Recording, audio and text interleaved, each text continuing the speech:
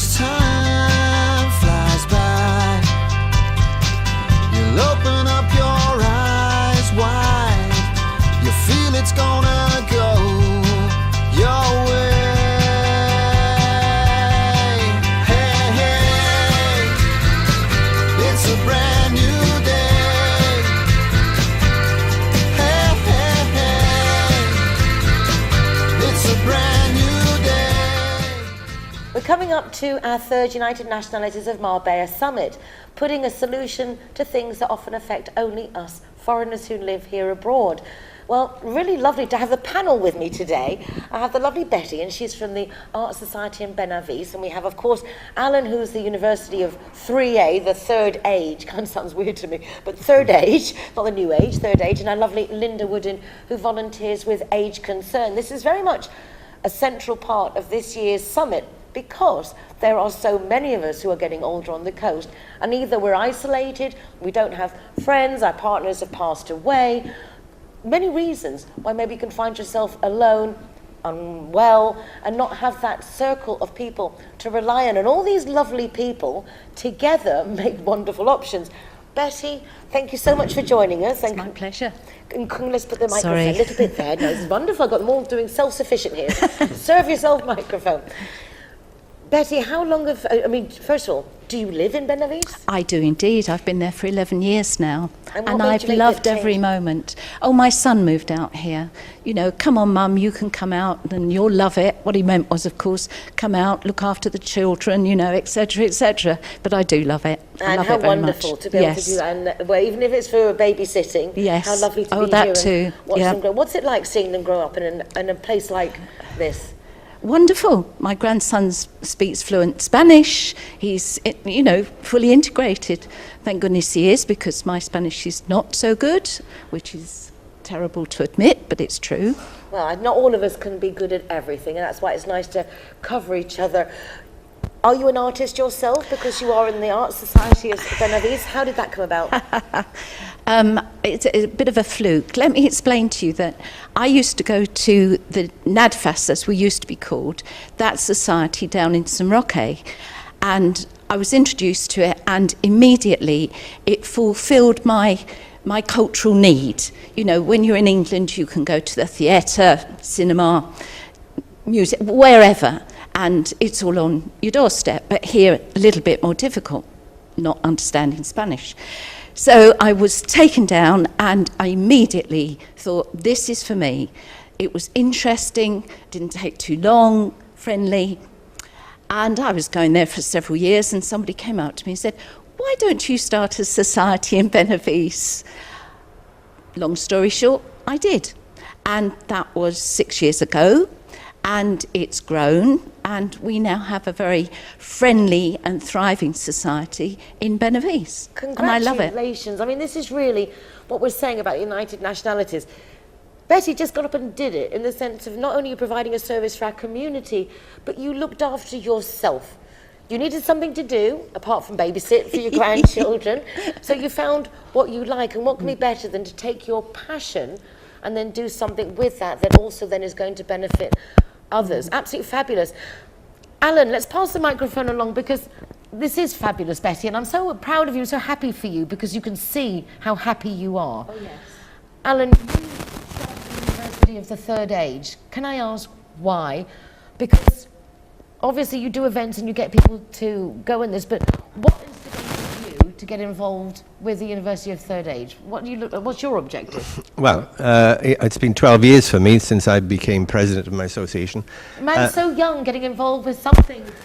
Yeah, well, yeah, because as I mentioned on your previous program, that we're not actually focused completely on older people. It's really any person who visits or lives on the coast, who has some time that they want to fill in their leisure time, and maybe they don't play golf, maybe they want to meet people, and as Betty says, pursue more cultural side of things. I'd been president of my rugby club for a number of years and been very successful at it, and I was sort of headhunted for this job because we only had 60 members when I first started. but I like to take on challenges, and as it is continually a challenge, I tend to be still motivated, much the same way as Betty, because if we don't do actually what we do, then there's precious few other people who are prepared to step up to the role and actually take on the job, because there's a lot of conscientious effort in it, there's a lot of commitment, and but when you see the results of what you do, it's very enjoyable. We have more than 1,000 members now, because it's grown so much over the years.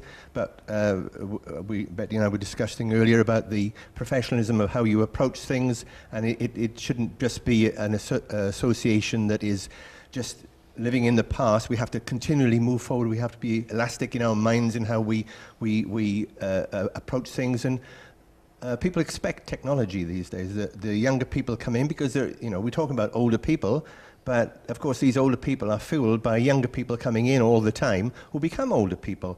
And when they become older, then they certainly have more time to fill, if you like, so that they want to do that culturally, physically as well, because we run 3 different walking groups, bird watching, exercise classes, all that sort of thing as well. Is very important. Because, as you mentioned at the beginning, that when people are couples, they come and maybe one of the persons passes away, then the incentive to remain here is not so great.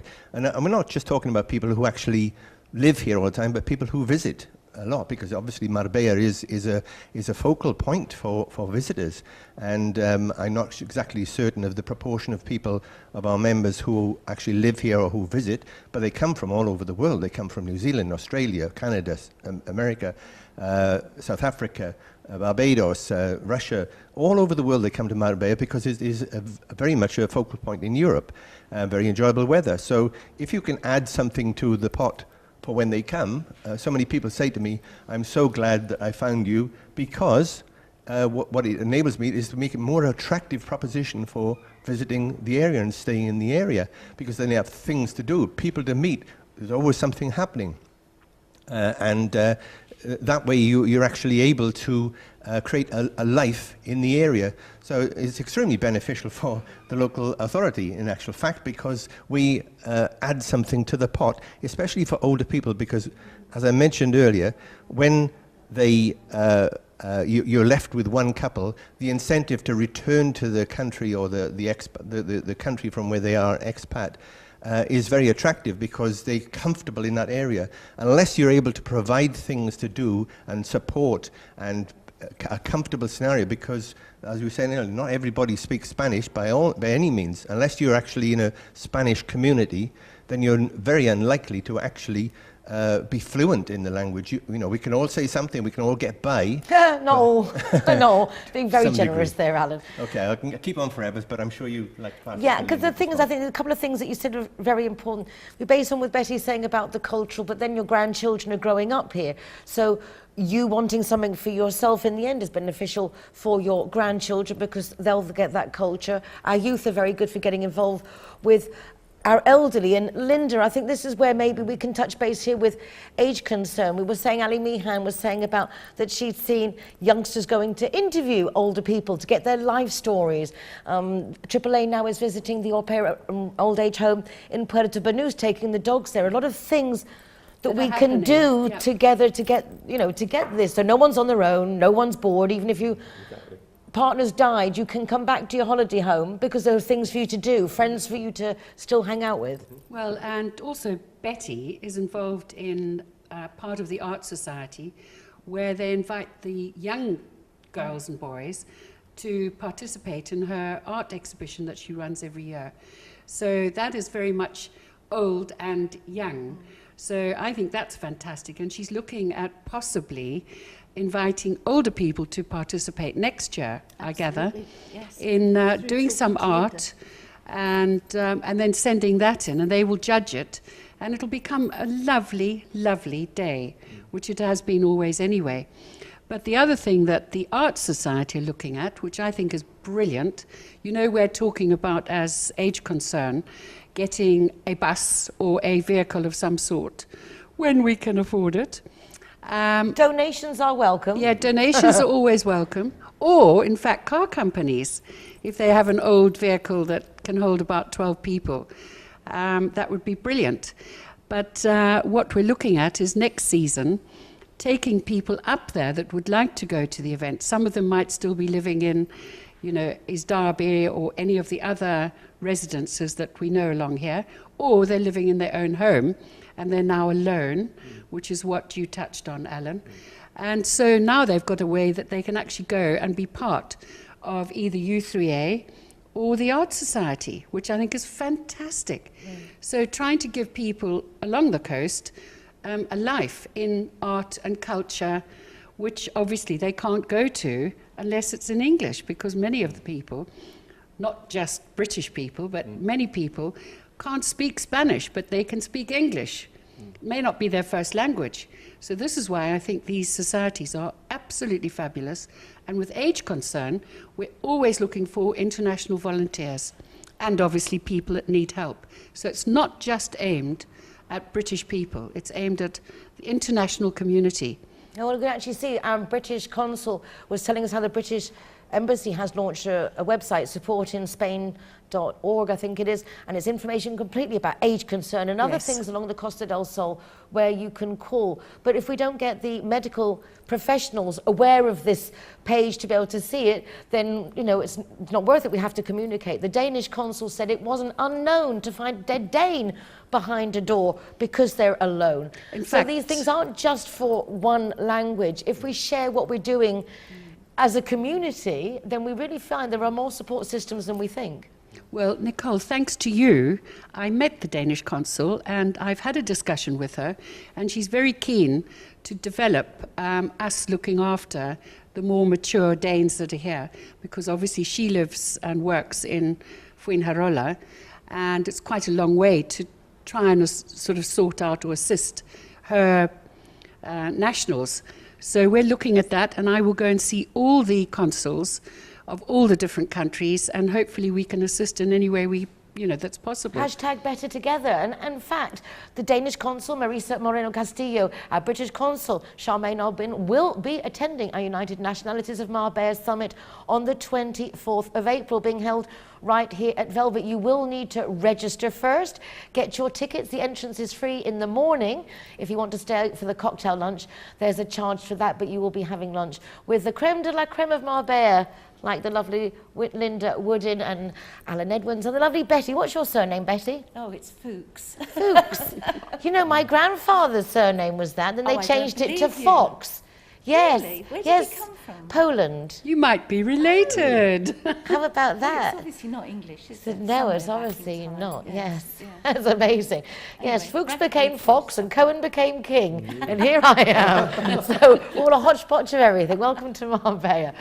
Guys, commendable, really. Betty, we'll have to go up to Benavides, I think, I and wish come you and see. would. Yes, I think You'd we be might. welcome, Yes, yes. I think we will do that. Have a little trip around Benavides.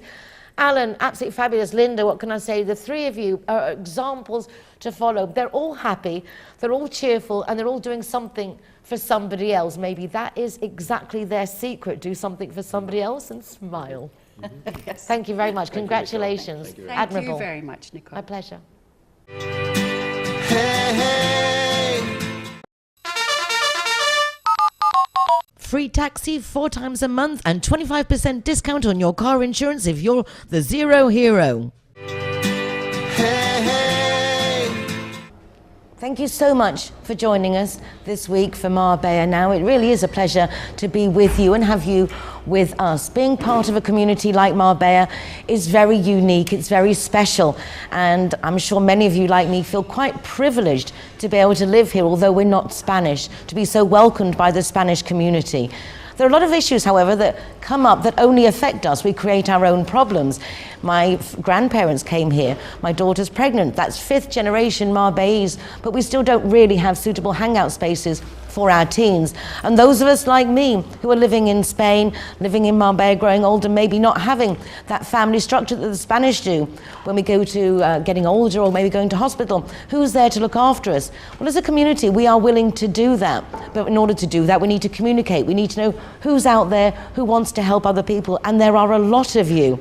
This year, on the United Nationalities of Marbella Summit on the 24th of April, we're getting together to put into action some of the projects that have come up over the last 2 years, like our Zero Hero project, for you not having to pay 15 euros for a bottle of water in a discotheque if you're driving people who are drinking, because we want to promote safety, going out, having a good time, but all being aware of each other to help each other. And the same for our old people. Kids can go and visit old people, and old people have a lot to share with our youngsters. We just need to communicate and get it all together. Please do register for this year's United Nationalities of Marbella Summit.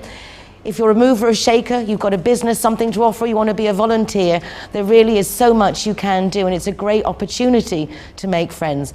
We'll be back next week. You can watch this show and other recordings from our website, marbellanowtv.com, which is also where you'll find the registration form. Take care for now. Bye-bye.